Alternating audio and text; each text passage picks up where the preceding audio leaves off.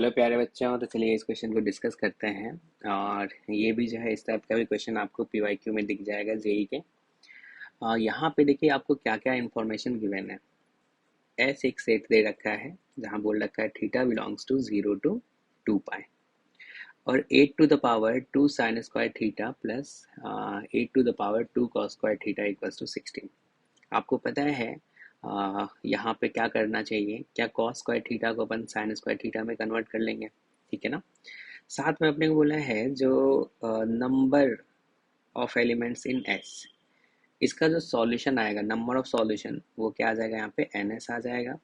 और साथ में बोल रखा है summation theta belongs to S, और ये वाला पार्ट अपने को सॉल्व करना है, ठीक है ना। तो चलिए पहला काम हमें थीटा का वैल्यू फाइंड करना है, मतलब सॉल्यूशन फाइंड करना है। तो इस वाले पार्ट को तो हमने यहाँ पे लिख दिया, इस कॉस स्क्वायर को कन्वर्ट कर दिया साइन स्क्वायर थीटा में, ठीक है ना। तो cos square theta equals to क्या बोलोगे आप, 1 - sin² थीटा। 2 कॉमन ले लोगे तो क्या हो जाएगा, मतलब 2 कॉमन है तो 2 से मल्टीप्लाई करोगे तो क्या हो गया, आएगा 2 - 2 sin² थीटा, ठीक है ना। तो क्या इस पार्ट को हमने ऐसे ही रहने दिया और इसको लिख दिया 8 to the power 2 upon 8 to the power 2 sin² theta equals to 16। अब इसमें हमने लिख दिया है 8 to the power 2 sin² theta को t लिख दिया है। तो क्या ये वाला part t plus 64 upon t equals to 16 आ जाएगा। अब इस क्वाड्रेटिक को आप सॉल्व कीजिएगा। तो हमने क्रॉस मल्टीप्लाई किया और एक सिंपल सा क्वाड्रेटिक बनता हुआ दिख रहा है। और ये किसके इक्वल लिखा हुआ है, तो t - 8 का होल स्क्वायर। तो यानी कि t का वैल्यू क्या आना है, 8 आना है। तो t है क्या भाई, t किसको लेट किया था आपने, 8 to the power 2 sin² theta को, इक्वल्स टू आपने क्या लिख दिया, 8 to the power 1। बेस अगर इक्वल है तो पावर को भी इक्वल होना पड़ेगा क्योंकि इक्वालिटी का साइन है।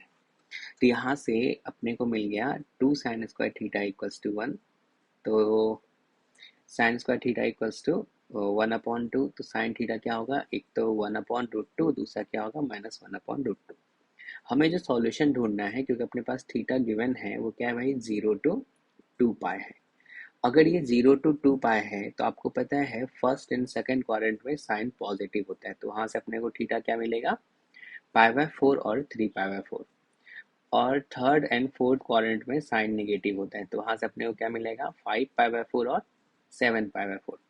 तो अगर नंबर ऑफ एलिमेंट्स, अगर एस के बारे में बात करें, क्योंकि ये जो सॉल्यूशन आपने निकाला है वो जो सेट है उसी का ये सॉल्यूशन आया, तो इसमें नंबर ऑफ एलिमेंट्स कितना आ रहा है, 4 आ रहा है।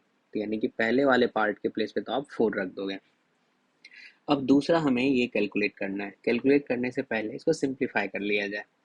जैसे सेक स्क्वायर, मतलब सेक थीटा है, कॉसेक थीटा है, इसको साइन और कॉस में कन्वर्ट कर लोगे तो ये क्या हो जाएगा, 1/cos π/4 प्लस 2 थीटा, ऐसे ही ये आ गया 1/sin π/4 प्लस 2 थीटा।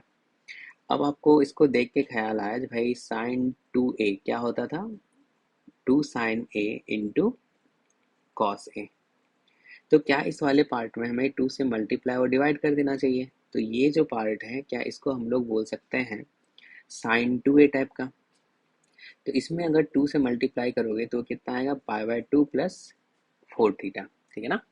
अब आपको पता है भाई जो साइन π/2 प्लस 4 थीटा क्या आ जाएगा, कॉस 4 थीटा आ जाएगा, ओके। और इसको अपन लिख सकते हैं 2 अगर बाहर निकाल लोगे तो ये क्या हो जाएगा, सेक 4 थीटा आ जाएगा। अब आपको पता है थीटा क्या क्या है आपका, थीटा यहाँ पे आपने फाइंड किया ना, थीटा क्या है, π/4, 3π/4, 5π/4, 7π/4। तो एक एक करके अपने को लिखना है, ठीक है ना। एक बार इसमें हमने थीटा के प्लेस पे π/4 रख दिया, एक बार क्या रख दिया, 3π/4, फिर 5π/4, फिर 7π/4। जब आप कैलकुलेट कर रहे हो तो ये 4 सब कैंसिल हो जाएगा। तो अपने को यहाँ पे सेक पाई मिल रहा है, सेक 3 पाई मिल रहा है, सेक 5 पाई मिल रहा है और सेक 7 पाई मिल रहा है। और सेक ऑड मल्टीपल ऑफ पाई पे -1 देता है।